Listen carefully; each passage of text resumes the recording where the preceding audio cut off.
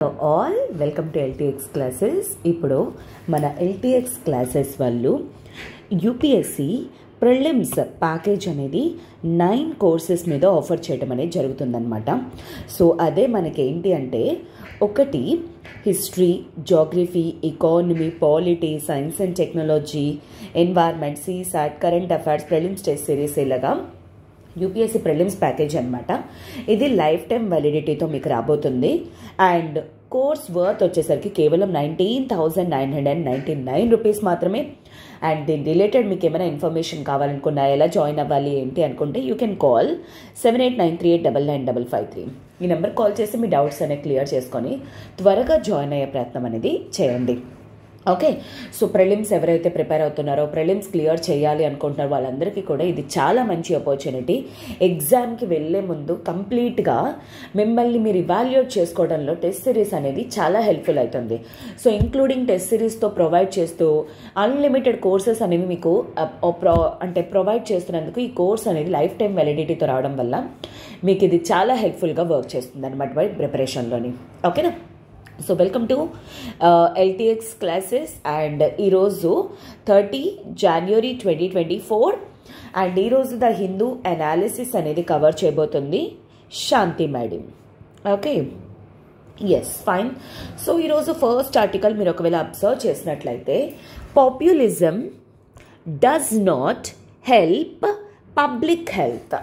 Okay, so ఇది మీకు వచ్చేసరికి ఏ విధంగా GS2 policies and programme implementation and అలానే పబ్లిక్ హెల్త్ రిలేటెడ్ ఇష్యూస్ కానీ ఎట్సెట్రా ఈ పర్టికులర్ ఏరియాస్లోని ఈ యొక్క ఆర్టికల్ అనేది మీకు చాలా చాలా హెల్ప్ఫుల్ అనమాట. అటు ప్రిలిమ్స్లో కానీ ఇటు మెయిన్స్లో కానీ మీకు చాలా రోల్ అనేది ప్లే చేస్తుంది ఈ యొక్క particular article. This is such a beautiful article. ఎందుకు నేను బ్యూటిఫుల్ అంటున్నాను అంటే, ఇక్కడ ఆథర్ ఏంటి అంటే హీ మేడ్ కంపారిజన్ అనమాట. ప్రెసెంట్ ఏ విధంగా గవర్నమెంట్ అనేది పాలసీస్ని రన్ చేస్తుంది. ఇక్కడ ఆథర్ ఏంటి అంటే పాలసీస్ ఇంప్లిమెంటేషన్లో కానీ పాలసీస్ గురించి కానీ ఎటువంటి క్రిటిసిజం అనేది చేయలేదు. That is the beauty of this article. Okay, కాకపోతే ఇతను ఏమంటున్నారు, he is highlighting on one particular thing, that is prevention is better than cure.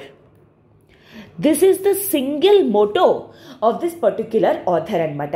ఈ పర్టికులర్ ఆథర్ ఎవడైతే ఉన్నారో ఈ ఆర్టికల్ రాసిన వాళ్ళు, అతను ఏంటి అంటే గవర్నమెంట్ని ఫోకస్ చేయడం కానీ, గవర్నమెంట్ని క్రిటిసైజ్ చేయడం కానీ, లేకపోతే ఎవరిని క్రిటిసైజ్ చేయడం కానీ ఏమీ చేయట్లేదు. He is mostly focusing upon ఏవైతే ప్రజెంట్ పాలసీస్, ప్రోగ్రామ్స్ ఏవైతే ఉన్నాయో అవి కేవలం క్యూరింగ్ కోసం చూస్తున్నారు, ప్రివెన్షన్ కోసం ట్రై చేయట్లేదు అనే సింగిల్ కాన్సెప్ట్ తోటి, మోటో తోటి ఈ ఆర్టికల్ అనేది రాయడం అనేది జరిగిందనమాట.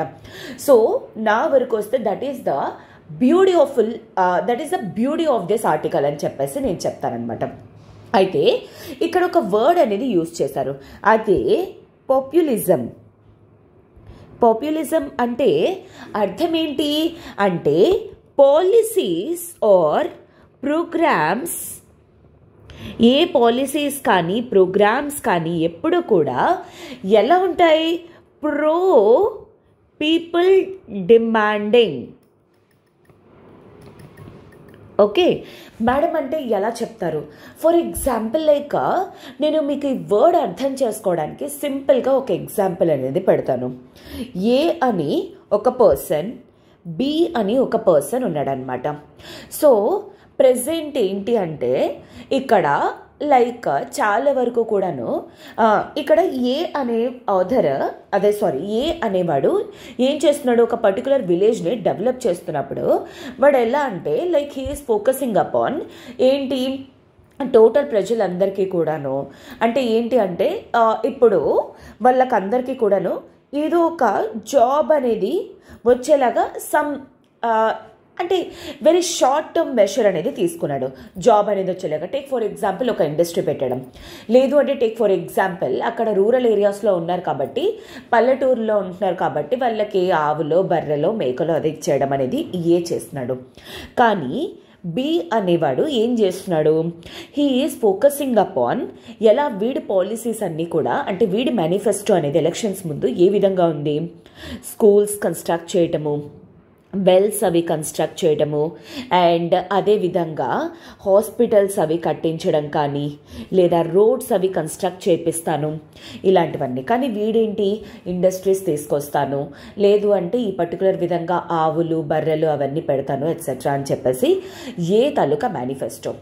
ప్రజలందరికీ కూడాను కావలసిందేంటి, ఏకి కావాలి. ఎందుకంటే వీళ్ళేంటి షార్ట్ టర్మ్ మెషర్స్ కోసం చూసుకుంటున్నారు. అంటే ఇప్పుడు మనకి జాబ్ వచ్చిందా లేదా, ఇండస్ట్రీ ఉంది చేసేస్తాము, కానీ లాంగ్ టర్మ్ మెషర్స్ అనేవి ఎవరు కూడా ఫోకస్ చేయట్లేదు. అలా ప్రజలు ఎప్పుడైతే ఇలాంటి పాలసీస్కి ఇలాంటి వాటికి ఎవరైతే అట్రాక్ట్ అవుతారో వాటిల్ని పాపులిస్ట్ మెషర్స్ అని చెప్పేసి లేదా పాపులిజం అని చెప్పేసి అంటారు. వేరాజ్ ఇలాంటి ఆప్షన్స్ అన్నీ కూడా ఏంటి, లాంగ్ టర్మ్ మెషర్స్ అని చెప్పేసి అనొచ్చు అనమాట. సో ఫర్ ఎగ్జాంపుల్ మేడం మీరు అనొచ్చు, మేడం జాబ్ ఇండస్ట్రీస్ రావడం వల్ల జాబ్స్ వస్తాయి, అది కూడా ఒక విధంగా బెటరే కదా మేడం. సీ ఫర్ ఎగ్జాంపుల్ ఈరోజు నా పర్టికులర్ ఏరియాలోని ఒక ఇండస్ట్రీ పెట్టారు అంటే దట్ డజంట్ మీన్ దట్ ఆ జాబ్ నాకే ఇస్తారు అని. Okay, please do remember that particular thing. Industries వచ్చాయంటే దాని అర్థం ఏంటంటే ఈరోజు ఎన్ని ఇండస్ట్రీస్ అలా మనం చూడట్లేదు. దాట్ ఏంటి అంటే ప్లేసెస్ అనేవి వాళ్ళు పెట్టేది ఒక దగ్గర, కానీ జాబ్స్ అనేవి అలొకేషన్ ఇచ్చేది వేరే దగ్గర. ఎందుకు ఇస్తారు జాబ్స్ అనేవి, వీళ్ళకి ఒక చదువు రాదు, ఎందుకంటే ఎడ్యుకేషన్ లేదు, వీళ్ళకి అండర్స్టాండింగ్ కెపాసిటీ అనేది లేదు. అలాంటప్పుడు వాళ్ళు ఏ విధంగా ఇక్కడ జాబ్స్ ఇస్తారు, వీళ్ళకి ఇవ్వలేరు. సో అలాంటప్పుడు ఈ ఇండస్ట్రీ వీళ్ళ దగ్గరికి వస్తే ఏంటి, రాకపోతే ఏంటి, ఏ విధంగా వీడు జాబ్ ఎన్ష్యూర్ చేస్తాడు అసలు. వాడేదో చెప్పడం బాగుంది, వీళ్ళేదో వినడం బాగుంది. That is called as populist measures అనమాట.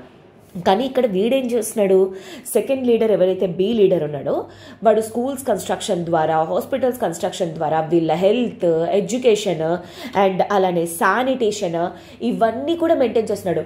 ఆటోమేటిక్గా నీకు నువ్వు చదువుకున్నావు అంటే, ఆటోమేటిక్గా నీ హెల్త్ బాగుంది, నీకు అంత అవేర్నెస్ ఉండిందంటే ఆటోమేటిక్గా నువ్వే ఎక్కడైనా జాబ్ సంపాదించుకోవాలి. నీ ఏరియాలోనే నీకు ఇండస్ట్రీ ఉంటే జాబ్ అనేది అవసరం లేదు.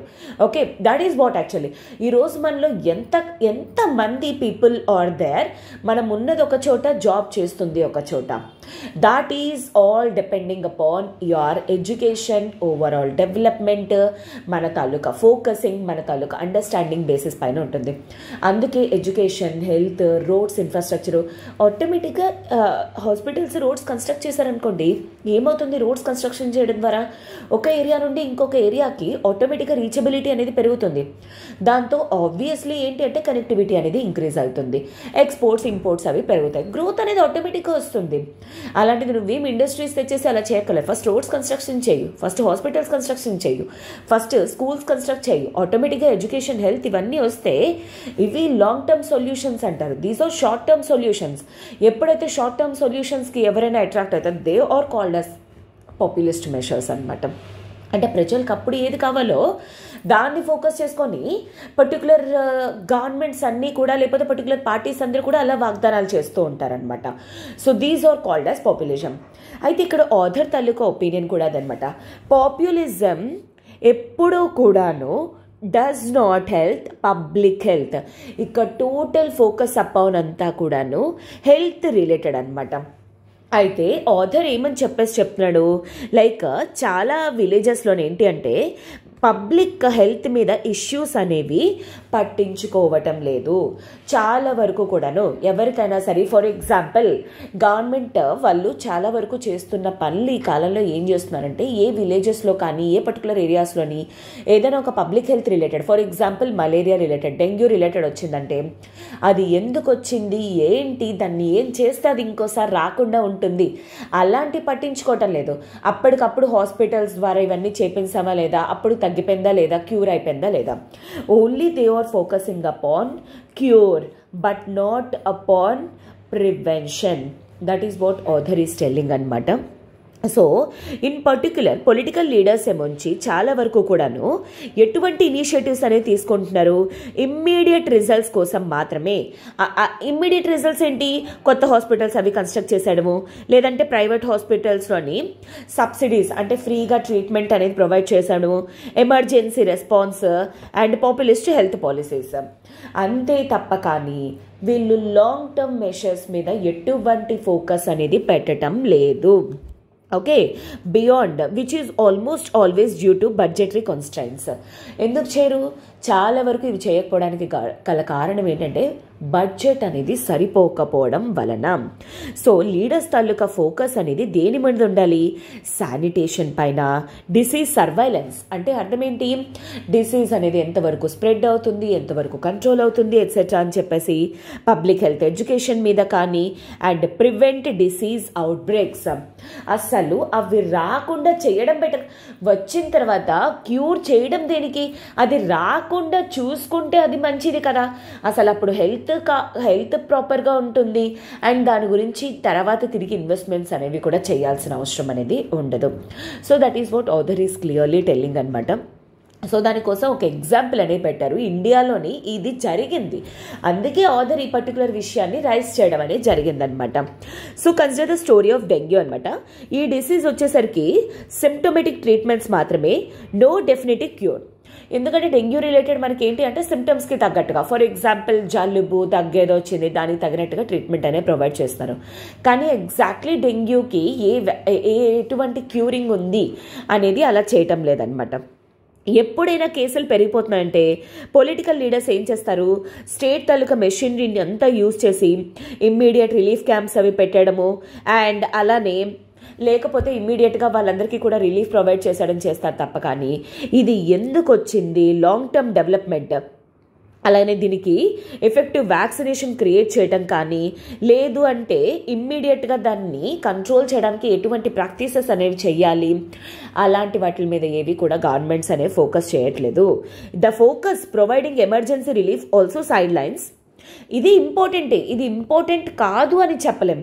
బట్ ఏంటి అంటే అఫ్ కోర్స్ ఇలాంటివి పబ్లిక్ అటెన్షన్ని డ్రా చేస్తాయి కాబట్టి అవి వెంటనే చేస్తారు. కానీ ఏవైతే పబ్లిక్ అటెన్షన్ని డ్రా చేయలేవు, for example long term investments అనమాట, వ్యాక్సిన్ డెవలప్ చేయడం కానీ, లేదా ఇవి అండర్స్టాండింగ్ కానీ, పబ్లిక్ హెల్త్ ఇన్ఫ్రాస్ట్రక్చర్ ఇంప్రొవైజ్ చేయడం కానీ, డిసీజ్ సర్వైలెన్స్ అనేది ఇంప్రవైజేషన్ కానీ ఎక్సెట్రా, దీని మీద ఫోకస్ అనేది అటు గవర్నమెంట్కి లేదు, ఇటు ప్రజలకి అంత అవేర్నెస్ అనేది లేదు. అండ్ అలానే రీసెర్చ్ అండ్ డెవలప్మెంట్ ఈ పర్టికులర్ ఏరియాస్లో చేయడం ద్వారా, ఫర్ ఎగ్జాంపుల్ ఏ ఏరియాస్లోనైనా సరే ఎక్కడ ఎంతవరకు ఇంక్రీజ్ అవుతున్నాయి, ఎందుకు ఆ ఏరియాస్లోనే ఇంక్రీజ్ అవుతున్నాయి, వాటి మీద రీసెర్చ్ అండ్ డెవలప్మెంట్ అనేది చేయడం ద్వారా, ఎడ్యుకేట్ చేయడం ద్వారా మనకు ఆ డిసీజ్ ప్యాటర్న్ అనేది అర్థం అవ్వడంతో పాటు ఆ డిసీజ్ ఎందుకు వస్తుందో అనేది కూడా అర్థమవుతుంది. అప్పుడు దానికి ప్రివెంటివ్ మెషర్స్ అనేవి తీసుకోవచ్చు అనమాట. జనరల్లీ మనకి డెంగ్యూ, మలేరియాలు, ఫైలేరియాలు ఇవన్నీ తెలుసు. వాటర్ ఎక్కడైనా క్లాగ్ అయినా ట్రాపికల్ ఏరియాస్లోని, అండ్ ఎస్పెషల్లీ వాటర్ ఎప్పుడైనా సరే అన్హైజీనిక్గా ఉంటే అలాంటి వాళ్ళకి వస్తాయని తెలుసు. అవి ఎందుకు వస్తున్నాయి, దానికి ముందు బెటర్ శానిటేషన్ మెషర్స్ అనేవి తీసుకోవడం అనేది ఇంపార్టెంట్ కదా. So that is what. And climate change అనేది మస్కిటో బ్రీడింగ్ని ఇంకా ఎక్కువ ఇంపాక్ట్ చేస్తుంది అనమాట. అండ్ పబ్లిక్ హెల్త్ స్ట్రాటజీస్ అనేవి ఫస్ట్ ఆఫ్ ఆల్ ఈ చేంజెస్కి తగ్గినట్టుగా గవర్నమెంట్ మార్చుకోవడం అనేది వెరీ వెరీ ఇంపార్టెంట్ అనమాట. Okay, in fact health care will benefit from being separated from political processes. Politics నుండి హెల్త్ అనేది ఎప్పుడైతే సెపరేట్ అవుతుందో అప్పుడే ఆటోమేటిక్గా దీని మీద స్పెషల్ అటెన్షన్ ఫోకస్తో పాటు దీని మీద ఫోకస్ అనేది పెట్టే స్కోప్ ఉంటుంది, ఆటోమేటిక్గా డెవలప్ అవుతుంది. ఎందుకంటే పబ్లిక్ హెల్త్ ఈరోజు చూడటానికి మనకి నార్మల్ థింగ్లా ఉంటుంది, కానీ ఫ్యూచర్లోని this will play crucial role. ఈరోజు ఇండియాలోని వరల్డ్లోనే హైయెస్ట్ యూత్ పాపులేషన్ అనే వాళ్ళు ఉన్నారు. ఆ యూత్ ఉన్నారు సరే, ఆ యూత్ ఏదో జబ్బులతోటి వాటితోటి బాధపడుతున్నారంటే ఇంకా ఉంటే ఏంటి లేకపోతే ఏంటి, కంట్రీ ఏ విధంగా గ్రో అవుతుంది, డెవలప్ అవుతుంది. That is what. This separation will ensure public health policies anamata are driven by data and expertise, not electoral cycles. ఈ డివిజన్ అనేది ఎలక్టోరల్ సైకిల్స్ మీద కాకుండా డేటా తోటి అండ్ అలానే ఎక్స్పర్టైజ్ అంటే ఆల్రెడీ వీటిలో ఆరితేరిన వాళ్ళతోటి చేపిస్తే అలాంటప్పుడు కావాల్సిన ఇంపాక్ట్స్ అనేది ప్రజల మీద చూపించే స్కోప్ ఉంటుంది అని చెప్పేసి ఆథర్ చెప్తున్నారనమాట. అండ్ ఇదే విషయాన్ని 1946లోని సివిల్ సర్వెంట్ జోసెఫ్ బిహోరే మెన్షన్ చేయడం అనేది జరిగింది. Economic and human cost of neglecting preventive health measures. ఏంటి అంటే నాట్ జస్ట్ ఎకనామిక్ ఇంపాక్ట్సే కాకుండా ఇంకా హ్యూమన్ కాస్ట్ అనేది కూడా, ప్రజలు అనేవాళ్ళు అలా రెడ్యూస్ అయిపోతూ ఉంటే ఇంకా ఏ కంట్రీ అయినా డెవలప్ అవుతుందని చెప్పేసి ఏ విధంగా చెప్పగలం. ఒకప్పుడు మనకి ఇండియాలోని యావరేజ్ లైఫ్ అనేది ఒక పర్సన్ ఎంత ఉంది, ఈరోజు ఎంత ఇంక్రీజ్ అయింది బికాస్ ఆఫ్ కొన్ని పాలసీస్ తీసుకోవడం, మెషర్స్ అవి ఇంప్లిమెంట్ చేయడం. ఈరోజు ఇండియాలోని ఏ పాలసీస్ లేవు, ప్రోగ్రామ్స్ లేవు, కరెక్ట్గా లేవు, డిజైన్ చేయట్లేదని అయితే ఏమీ కాదు, అన్నీ కరెక్ట్గా ఉన్నాయి, కావాల్సినంత ఉన్నాయి. కానీ వాట్ ఈజ్ ల్యాకింగ్? ఎందుకంటే ఎవరికి పొలిటికల్ విల్ అనేది లేక, ప్రాపర్ ఇంప్లిమెంటేషన్ జరక్క ఈరోజు ఇండియా అనేది to a certain extent poverty లెవెల్లో ఉంది తప్ప. కానీ లేకపోతే ఇండియా ఈ పార్టీకి ఎప్పుడో పవర్టీ దాటిపోయి అడ్వాన్స్డ్ ఎకానమీస్లోకి వెళ్ళిపోయే స్కోప్ అనేది ఉండిందనమాట. అండ్ ఈ ఇన్ఫ్యాక్ట్ ఇక్కడ ఒక స్కీమ్ని కూడా మెన్షన్ చేయడం అనేది జరిగింది. అంటే ప్రెసెంట్ ఏ విధంగా పొలిటికల్ ప్రాసెసెస్ వల్ల ఇంపాక్ట్ అవుతుంది అని. This is all about data అనమాట. So he is focusing upon Poshan scheme, PM overarching scheme for holistic nourishment అనమాట. అంటే ఒక పర్సన్కి కావాల్సిన అంత న్యూట్రిషన్ గురించి, for example iron, folic acid, calcium, vitamins, minerals ఇవన్నీ కూడా వచ్చే విధంగా. ఎస్పెషల్లీ వచ్చేసరికి ఏంటి అంటే ప్రెగ్నెంట్ విమెన్ కానీ, లాక్టేటింగ్ మదర్స్ కానీ, అలానే చిన్న పిల్లలకి, ఇన్ఫాంట్స్కి కానీ ఇవంతా కూడాను రెడ్యూస్ చేయడానికి. ఫర్ ఎగ్జాంపుల్ స్టంటింగ్ అనేది 2%, అంటే వెయిట్కి తగ్గట్టుగా హైట్ అనేది ఉండడం, అండర్ న్యూట్రిషన్, కావాల్సిన న్యూట్రిషన్ అనేది, ఎనీమియా, లో బర్త్ వెయిట్, ఇవన్నీ కూడా ఎవ్రీ ఇయర్ కూడా ఇంత పర్సెంటేజ్ రెడ్యూస్ చేయాలి అని. కాకపోతే నేషనల్ ఫ్యామిలీ హెల్త్ సర్వే ఏమని కోట్ చేస్తుంది, ఇండియాలోని 35.5% స్టంటెడ్ ఉన్నారు అండ్ అండర్ వెయిట్, అలానే ఎనీమిక్ చిల్డ్రన్, అదేవిధంగా ఎనీమిక్ విమెన్ కూడాను. సో దీని ద్వారా మనకు అర్థమవుతుంది ఏంటి, సో పాలసీ టార్గెట్స్కి కానీ ఇవి ఉండే సిచ్యువేషన్స్కి కానీ చాలా ఎక్కువ గ్యాప్ అనేది ఉంది. ఇదంతా కూడా ఎందుకు, బికాజ్ ఆఫ్ పబ్లిక్ హెల్త్ తాలూకా ఎఫర్ట్స్ అనేవి ప్రాపర్గా లేవు అని చెప్పేసి ఆథర్ చెప్తున్నారనమాట. అఫ్ కోర్స్ ఫార్మాస్యూటికల్ తాలూకా ఇన్ఫ్లుయెన్స్ అనేది పబ్లిక్ హెల్త్లో అన్డెనయబుల్, అంటే దాన్ని ఒప్పుకోకపోవడం అనేది లేదు. But while instrumental in advancing curative medicine, దానివల్ల profit driven nature often sidelines areas such as public health. So public health కంటే వాళ్ళేంటి క్యూర్ చేయడం మీద ఫోకస్ చేస్తారు, ఎందుకంటే దానివల్ల ట్యాబ్లెట్స్ కొనడం కానీ చేయటం కానీ ఉంటుంది. అదే ప్రివెన్షన్ చేస్తారనుకోండి, వీళ్ళ దగ్గర ట్యాబ్లెట్స్ కోసం ఎవడు వస్తాడనమాట.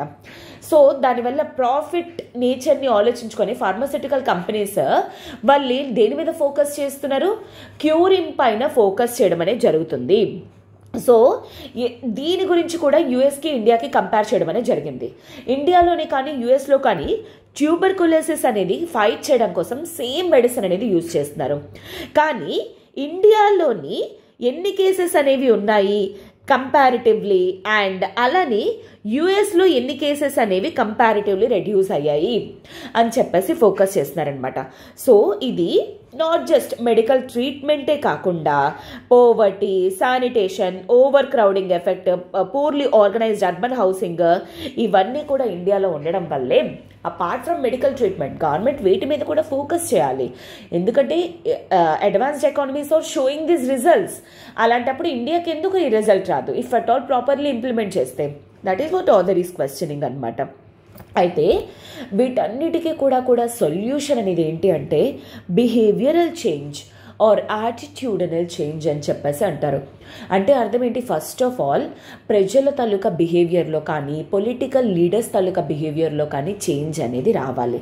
ఏదో షార్ట్ టర్మ్స్ కోసం కక్కుర్తి అనేది పడకుండా లాంగ్ టర్మ్ ఎఫెక్ట్స్ గురించి ఆలోచించి వాటి మీద ఇన్వెస్ట్మెంట్స్ అనేవి పెట్టినట్లయితే ఆటోమేటిక్గా కావాల్సిన ఇంపాక్ట్ అనేది మనకి నచ్చిన విధంగా వస్తుంది అని చెప్పేసి ఓధర్ అనే వాళ్ళు చెప్తున్నారనమాట.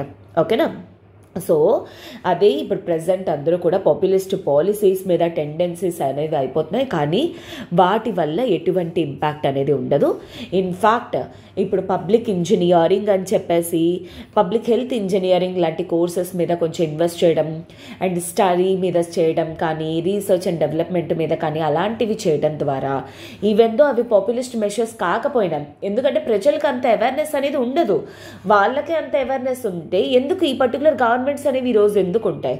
Obviously right. సో అందుకోసమే గవర్నమెంట్స్ అనేవి మెషర్స్ తీసుకోవాలి అని చెప్పేసి ఆథర్ ఏమొంచి చెప్తున్నారనమాట. దానికోసం ఎఫెక్టివ్ పబ్లిక్ హెల్త్ మేనేజ్మెంట్ అనేది, preventive measures, policy formulation, community health, environmental health, వీటన్నిటి మీద ఫోకస్ చేయాలి అని చెప్పేసి ఆథర్ చెప్తున్నారనమాట. ఎందుకంటే ఈరోజు ఒక ఏరియాలో వచ్చిందంటే పక్కోడికి వచ్చిందంటే రేపు ఆ ఇంటికి రాదా లేకపోతే ఎదురింటికి రాదా? సో అందుకే కమ్యూనిటీ హెల్త్ మెషర్స్ అనేవి కూడా తీసుకోవాలి అని చెప్పేసి ఆథర్ చెప్తున్నారనమాట. So that is the reason why I found this article as a very beautiful. అటు క్రిటిసిజం కాదు, ఇటు అలా అని చెప్పేసి లేకపోతే ఏమీ చెప్పట్లేదని కాదు. సో ఏం చెయ్యాలి అనే సొల్యూషన్స్ ప్రొవైడ్ చేశారు, ఏం జరుగుతుంది అనేది విత్ ఎగ్జాంపుల్స్తో సహా డేటాతోటి ప్రొవైడ్ చేయడం అనేది జరిగింది. So in this way I really admire this article a lot. Okay, so moving to the next article, but before that we shall see something that ఇప్పుడు మన ఎల్టీఎక్స్ క్లాసెస్ వాళ్ళు ఏంటి అంటే ద బిగ్ 4 సబ్జెక్ట్స్ అని చెప్పేసి యూపీఎస్సీలో పెద్ద పెద్ద subjects, crucial important complex subjects like history, polity, economy, geography ఏవైతే ఉన్నాయో వీటి కోసం అని చెప్పేసి కొన్ని బెనిఫిట్స్ అనేవి, ఆఫర్స్ అనేవి తీసుకొని రావడం అనేది జరిగిందనమాట. ఏదైనా ఒక సబ్జెక్ట్ మీరు తీసుకోవాలనుకుంటున్నారనుకోండి, కేవలం 5,000 రూపీస్, 4,999. అలానే ఏమైనా 2 సబ్జెక్ట్స్ తీసుకోవాలనుకుంటున్నారు అనుకోండి, 7,999 రూపీస్కే ప్రొవైడ్ చేయడం అనేది జరుగుతుంది. ఒకవేళ ఏమైనా 3 సబ్జెక్ట్స్ తీసుకోవాలనుకుంటున్నారనుకోండి, 9,999కే ప్రొవైడ్ చేస్తున్నారు. అలానే బిగ్ 4 కాంబో వచ్చేసరికి ఇవన్నీ కలిపి మీరు కాంబోలో తీసుకోవాలనుకుంటే it is just at the rate of 11,999. అయితే ఇది అడ్వాంటేజ్ ఏంటంటే, ఫర్ ఎగ్జాంపుల్ మీరు ఒక సబ్జెక్ట్ పాలిటీ డౌట్ వచ్చి మీరు పాలిటీ జాయిన్ అయ్యారనుకోండి, మీరు యూపీఎస్సీ క్లియర్ అయ్యేంత వరకు కూడా ఎల్టీఎక్స్ క్లాసెస్ పాలిటీ ఫ్యాకల్టీ తాలూకా సపోర్ట్ అనేది మీకు ఉంటుందన్నమాట. అదేవిధంగా 4 కాంబో తీసుకున్నారనుకోండి, కాంబో అన్నీ మీకు ప్రొవైడ్ చేయడం అనేది జరుగుతుంది లైఫ్ టైం వ్యాలిడిటీతో. అండ్ దీని రిలేటెడ్ మీకు ఇంకా ఏమైనా తెలుసుకోవాలనుకుంటే యూ కెన్ కాల్ 789389389953. అండ్ అలానే మన వెబ్సైట్ అనేది కూడా ఉంది, దీంట్లో కూడా మీరు ఒకసారి లాగిన్ అయ్యి చెక్ చేయడానికి ట్రై చేయండి. ఇవి ఒక్కటే కాదు, more and more offers are there LTX is providing present వచ్చేసరికి. సో ఇవి యూటిలైజ్ చేసుకోవడానికి ట్రై చేయండి. మీరు అంతా కూడా జాయిన్ అవ్వాల్సిన అవసరం లేదు. మీకు ఫర్ ఎగ్జాంపుల్ జోగ్రఫీ డౌట్ అనుకుంటే జోగ్రఫీ ఒకటే జాయిన్ అవ్వచ్చు, లేదా హిస్టరీ జోగ్రఫీ కావాలనుకుంటే హిస్టరీ జోగ్రఫీ అనేది చదువుకోవచ్చు. అండ్ మీకు మన క్లాసెస్లో ఏంటి అంటే you can explore so many things, basic things నుండి కూడా ప్రొవైడ్ చేస్తారు మీకు. సో దాట్ మీరు ఏంటి అంటే మన క్లాస్ నోట్సెస్తో ప్రొవైడ్ చేసుకొని కరెంట్ అఫైర్స్తో మీరు కాంప్లిమెంటరీ చేసుకుంటే సరిపోతుంది. ఇంకా నో అదర్ థింగ్, మీరు ఇంకెక్కడికి వెళ్ళాల్సిన అవసరం అనేది కూడా ఉండదు. ఓకేనా? So with this will move to the next article. Coming to the next article, that is very very important article. Center extends ban on SIMI for 5 years for fomenting terrorism. So ఇది మీకు ఏ పర్స్పెక్టివ్లో important? GS3 internal సెక్యూరిటీలో highly important అనమాట ఇది వచ్చేసరికి. And అదేవిధంగా various security forces కానీ ఏజెన్సీస్ కానీ వాటి మ్యాండేట్ పర్టికులర్ రిలేటెడ్లో GS3లో టోటలీ మీకు ఈ ఆర్టికల్ అనేది highly important. So first of all ఈ ఆర్టికల్ గురించి మీరు అర్థం చేసుకోవాలి అనుకుంటే మీరు కొంచెం బ్యాక్గ్రౌండ్ అనేది తెలుసుకోవాల్సి వస్తుంది. బ్యాక్గ్రౌండ్ మీకు క్లియర్గా అర్థమైందనుకంటే ఆటోమేటిక్గా ఈ ఆర్టికల్ అనేది మీకు చాలా క్లియర్గా అర్థమైపోతుంది అనమాట. ఓకేనా? సో ఇండియాకి 1947లో ఇండిపెండెన్స్ అనేది రావటం అనేది జరిగింది. కాకపోతే ఇండియాకి ఇండిపెండెన్స్ అనేది వచ్చిన టైంలో ఏం జరిగింది? ఇండియా వాజ్ డివైడెడ్ కదా 1947కి ముందు. ఏ విధంగా? అటు ఇండియా ఇంకా పాకిస్తాన్ 2 స్టేట్స్ కింద. అయితే ఇండియా అనేది established as a secular nation కింద ఎస్టాబ్లిష్ చేసుకోవడం అనేది జరిగింది. అంటే మనకు అర్థం ఏంటి, ఈ రిలీజన్ అని కాదు, ఆ రిలీజన్ అని కాదు, ఇండియాలో అన్ని రకాలు మతాలు చెందిన వాళ్ళందరికీ కూడా సమానమైన ప్లేస్ అనేది ఉంటుంది ఇండియాలోని. వేరాస్ పాకిస్తాన్ వచ్చేసరికి ఏ విధంగా ముస్లిం నేషన్ కింద ఎస్టాబ్లిష్ చేసుకోవడం అనేది జరిగింది.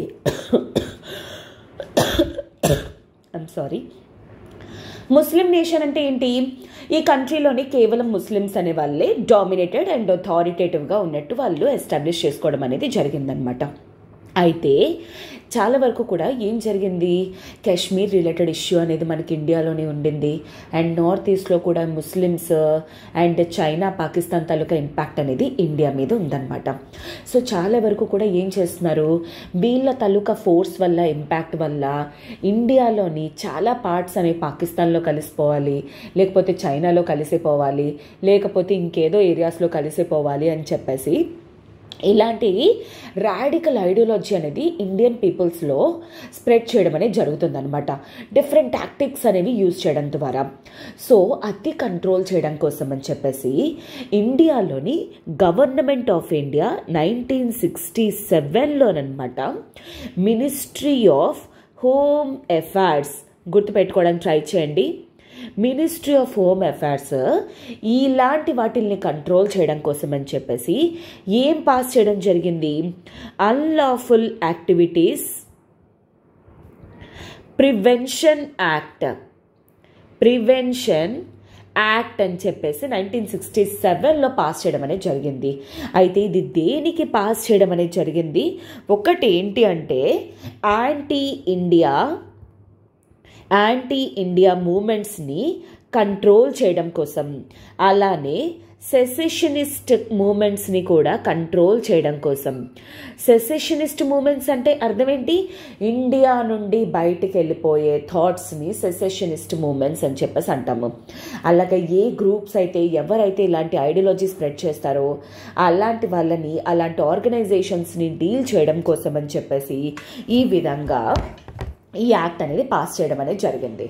కాకపోతే ఏంటి అంటే దీంట్లో చాలా కొన్ని లూప్ హోల్స్ అనేవి కూడా ఉంటాయి కదా, లూప్ హోల్స్ని యూజ్ చేసుకొని చాలామంది టెర్రర్ యాక్టివిటీస్ అనేవి ఇండియాలోనే చేస్తున్నారనమాట.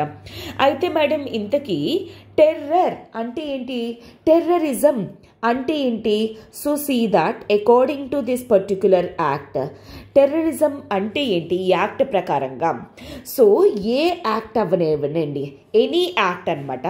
సో ఇఫ్ అట్ ఆల్ ఆ యాక్ట్ ద్వారా ఎవరినైనా సరే కాజ్ ఆఫ్ డెత్, ఎవరైనా చనిపోయినా ఆర్ ఇటువంటి ఇంటెన్షన్ అనేది ఒకవేళ వాళ్ళకి ఉన్నా సరే, or any injury to A person, వాళ్ళు ఏదైనా చేయనియండి ఎవరి ద్వారా నన్ను, ఎవరికైనా సరే ఇంజురీ అనేది చేయించినా, లేదంటే ఎటువంటి ప్రాపర్టీ అనేది డిస్ట్రక్ట్ అయిపోయినా ఒకవేళ, లేదా కంట్రీ తాలూకా యూనిటీ కానీ, సోవరెంటీ కానీ, ఆర్ ఇంటిగ్రిటీ కానీ ఇవేవైనా వయోలేట్ అయినట్లయితే అలాంటి పర్టికులర్ పర్సన్ని కానీ, లేదు అంటే గ్రూప్ని కానీ, అలాంటి యాక్టివిటీస్ని కానీ టెర్రరిస్ట్ యాక్టివిటీస్ అని చెప్పేసి అంటాము, according to this particular unlawful activities prevention act of 1967 అనమాట. ఓకేనా? అయితే అన్లాఫుల్ యాక్టివిటీ అంటే ఏంటి, ఇఫ్ అట్ ఆల్ ఏదైనా సరే న్యాయబద్ధంగా లేదు అంటే అనమాట. ఓకేనా? సో అలాగా ఈ తాలూకా డెఫినేషన్లోని చాలా వరకు కొన్ని లూప్ హోల్స్ ఉండడం వల్ల, చేయడం వల్ల అలాగే యాక్ట్ అనేది కొన్నిసార్లు అమెండ్మెంట్ చేయడం అనేది జరిగిందనమాట. అయితే last and final important amendment act వచ్చేసరికి 2019లో యాక్ట్ అనేది అంటే కొన్ని అమెండ్మెంట్స్ అనేవి చేశారనమాట. ఆ అమెండ్మెంట్స్లోని ఇంపార్టెంట్ అమెండ్మెంట్ ఏంటి అంటే, ఈవెన్ ఒక పర్టికులర్ పర్సన్ని కూడా కెన్ బి డిజైగ్నేటెడ్ యాజ్, గ్రూప్నే కాదు ఇండివిజువల్ ఒక పర్సన్ని కూడా ఒక టెర్రరిస్ట్ కింద డిజైన్ చేయొచ్చు. అండ్ అలానే ఏ పర్సన్ అయినా సరే ఒకవేళ టెర్రరిస్ట్ యాక్టివిటీ చేస్తాడు, టెర్రర్ చేస్తాడు అనే ఇన్ఫర్మేషన్ కానీ ఉంది అంటే ప్రాపర్గా అలాంటి ఒక పర్సన్ని డీటెయిన్ అనేది చెయ్యొచ్చు.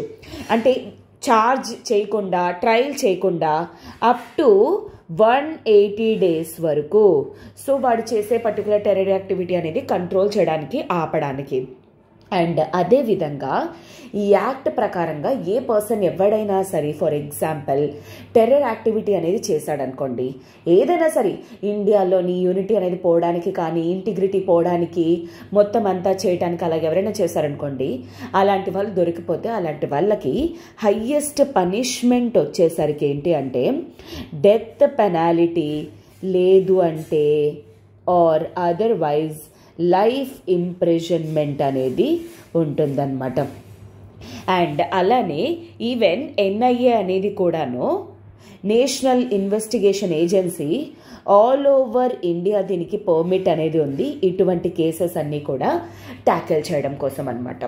సో ఇది unlawful activities prevention act of 1967. Main act పేరు చెప్పగానే మినిస్ట్రీ ఆఫ్ హోమ్ అఫైర్స్ అనేది గుర్తు రావాలి. ఇండియాలో టెర్రరిజం అనేది కంట్రోల్ చేయడానికి అనేది మీకు గుర్తుకు రావడం అనేది ఇంపార్టెంట్ అనమాట. అయితే ఇక్కడ ఇంకొక పదం అనేది యూజ్ చేశారు, అదే SIMI. Okay, first of all ఈ సిమి అనేది ఏంటి? Students Islamic movement in India. This is what SIMI. Okay, so అయితే ఈ సిమి అనేది ఎప్పుడు ఫార్మ్ అయింది? Actually this has been formed in the year April 25, 1977 అనమాట. అయితే దేనికోసం? టోటల్ ఇండియాని జిహాద్ కింద కన్వర్ట్ చేయడానికి, ఆర్ అంటే ఇండియాకి జిహాద్ అగెన్స్ట్గా చేయడానికి, అండ్ ఇండియాని మొత్తం అంతా కూడా ఇస్లాంలోకి కన్వర్ట్ చేయడానికి, ఈదర్ ఫోర్స్ఫుల్లీ కానీ, ఓకే, త్రూ వయోలెన్స్ ద్వారా కానీ, లేదు అంటే వయోలెన్స్ క్రియేట్ చేయడం ద్వారా ఫోర్స్ఫుల్గా, లేకపోతే త్రూ మ్యారేజ్ ప్రాక్టీసెస్ కానీ అట్లా చేయడం ద్వారా ఇండియాని మొత్తం ఇస్లామిక్ నేషన్ కింద కన్వర్ట్ చేయడానికి అని చెప్పేసి April 25, 1977లోని యాక్చువల్లీ ఆర్గనైజేషన్ అనేది క్రియేట్ చేయడం అనేది జరిగింది. ఎక్కడ? ఉత్తరప్రదేశ్ అలీగఢ్ బేసిస్లోనమాట. అయితే వీళ్ళు ఏం చేస్తున్నారు ఈ పర్టికులర్ కాంటెక్స్లోని ఏంటి అంటే, ఇండియాలోని మొత్తం ఈ గ్రూప్లో అంతా కూడా ఉన్నది రాడికల్ ఆర్ ఎక్స్ట్రీమిస్ట్ థాట్స్ ఉన్న, ఇలాంటి ఐడియాలజీని ఎక్స్ట్రీమిస్ట్ అనే కదా ఉంటారు, ఐడియాలజీ ఉన్న యూత్, ఎవరు దట్టు ముస్లిం యూత్ అందరూ కూడా దీంట్లో మెంబర్స్ అన్నమాట. అయితే వీళ్ళు ఏం చేస్తున్నారు? ఒక పర్సన్ని కొట్టడం ద్వారా, లేకపోతే చంపడం ద్వారా, అలాగ ఫోర్స్ఫుల్గా వయలెన్స్ పద్ధతులని యూజ్ చేయడం ద్వారా ఒక పర్సన్ని రిలీజియన్ కన్వర్ట్ చేయమని చెప్తున్నారు. దానివల్ల ఇండియా తాలూకా యూనిటీ, ఇంటిగ్రిటీ, సెక్యూరిటీ, సావరెంటీ, అలానే ప్రజల తాలూకా లైఫ్ కానీ, వాళ్ళ freedom of speech and expression కానీ, ఇవన్నీ కూడా వయలేట్ అవుతున్నాయి. అందుకని చెప్పేసి గవర్నమెంట్ ఆఫ్ ఇండియా అంటే మినిస్ట్రీ ఆఫ్ హోమ్ అఫైర్స్ దీనికి ఒక మెషర్ అనేది తీసుకోవడం అనేది జరిగింది. ఏం చేశారు? 2001లోనమాట 2001లోని ఫైనల్లీ సిమిని ఏం చేశారు? టెర్రరిస్ట్ ఆర్గనైజేషన్ కింద ఆర్ అన్లాఫుల్ యాక్టివిటీస్ అనేది చేస్తుంది ఆర్గనైజేషన్ అని చెప్పేసి ఈ పర్టిక్యులర్ బాడీని UAPA ద్వారా డిక్లేర్ చేయడం అనేది జరిగింది. అంటే ఎప్పుడైనా ఏ బాడీనైనా సరే అన్లాఫుల్ యాక్టివిటీస్ ప్రివెన్షన్ యాక్ట్ ద్వారా ఒకవేళ టెర్రరిస్ట్ బాడీ కింద డిజైన్ చేస్తే దానికి ఎటువంటి ఫండ్స్ అనేవి రాకుండా, ఏ విధమైన ట్రాన్సాక్షన్స్ అనేవి చేయకుండా వాళ్ళని ఇమ్మీడియట్గా జైల్లో పెట్టే విధంగా, అండ్ వీళ్ళందరూ కూడాను నేషనల్ ఇన్వెస్టిగేషన్ ఏజెన్సీ తాలూకా పర్వ్యూలో ఉండడం కానీ ఇలాంటివన్నీ కూడా జరుగుతాయి అన్నమాట. ఎప్పటి నుండి? 2001 నుండి కూడా ఇది కంటిన్యూ అవ్వడం అనేది జరిగింది. ఎందుకోసం? మెయిన్ ఏంటి అంటే వీళ్ళు వాళ్ళ ప్రాణాలను కూడా త్యాగం చేసేసుకుంటూ ఇండియాని కన్వర్ట్ చేయాలి ఇస్లాం కింద, వరల్డ్ అంతా కూడా ఇస్లాం కింద అయిపోవాలి. ఏం చేస్తారు ఏంటో నాకు అర్థం కాదు. సో ఇస్లాం అయిపోయారు, సరే కాదని లేదు. అయితే వాట్ విల్ ది గెట్? వాళ్ళ ప్రాణాలు పోగొట్టేసుకొని మరి దీన్ని సాధించి ఏం చేస్తారు? ఇప్పుడు వాళ్ళు ఒక పర్సన్ని కన్వర్ట్ చేయాలి అని చెప్పేసి ట్రై చేస్తున్నారు. వీళ్ళని ఇంకొక మతంలోకి కన్వర్ట్ అవ్వమంటే ఎట్లుంటుంది వాళ్ళకి? That freedom of speech and expression value అనేది ఎవరికి అర్థం కాకుండా పోతుందన్నమాట. సో అందుకని గవర్నమెంట్ ఆఫ్ ఇండియా ఇప్పుడు ఏం చేసింది, this is what article is talking about అనమాట. రీసెంట్గా గవర్నమెంట్ ఏం చేసింది, దాని మీద ఉన్న బ్యాన్ ఏదైతే ఉందో ఆ బ్యాన్ అనేది ఇంకొక 5 సంవత్సరాలు ఎక్స్టెండ్ చేయడం అనేది జరిగింది. ఎందుకు, వీళ్ళు టెర్రరిజం అనేది ఇండియాలో చేస్తున్నారు కాబట్టి. ఓకేనా. సో అది obviously A minister, ministry of home affairs, అది గుర్తుపెట్టుకోవడానికి ట్రై చేయండి. ఎందుకంటే వీళ్ళ మీద చాలా ఎఫ్ఐఆర్స్ కేసెస్ అవి ఉన్నాయన్నమాట. ఫ్రెష్ కేసెస్ వచ్చేసరికి article is talking about this. Fresh cases వచ్చేసరికి ఏంటి అంటే, ఈ రాజస్థాన్లోని ఆగస్ట్ 25లో 2019లోని ఈ విహెచ్పి వాళ్ళ మీద అంటే జామా మస్జిద్ మీద నుండి స్టోన్స్ అవి చేయడం కానీ, వాళ్ళ మీద ఇంజురీ అటాక్స్ అనేవి చేయించడం కానీ, అండ్ నేషనల్ ఇన్వెస్టిగేషన్ ఏజెన్సీ కూడాను వీళ్ళ మెంబర్స్ మీద 2022 కేసులు అనమాట. సో ప్రైమ్ మినిస్టర్ తాలూకా విజిట్ని డిస్రప్ట్ చేయడం కోసం 2022లోని ఇలాంటి కేసెస్ అనేవి అవన్నీ కూడా ఉన్నాయి. సో సెక్షన్ 18, 17, 39 ఈ అన్నిటి యాక్ట్స్ని యూజ్ చేసుకొని ఈ సిమి ఆర్గనైజేషన్లో ఉన్న చాలా మెంబర్స్ని టెర్రరిస్ట్ కింద డిజైన్ చేస్తూ వాళ్ళని జైల్లో ఉంచి ఈ ఆర్గనైజేషన్ మీద ఉన్న ప్రెజెంట్ బ్యాన్ ఏదైతే ఉందో అది ఇంకొక 5 సంవత్సరాలు ఎక్స్టెండ్ చేయడం అనేది జరిగిందనమాట. అండ్ మినిస్ట్రీ ఏంటి, యూనియన్ హోమ్ అఫైర్స్ మినిస్టర్ ఈ విషయాన్ని కూడా తెలియజేశారనమాట.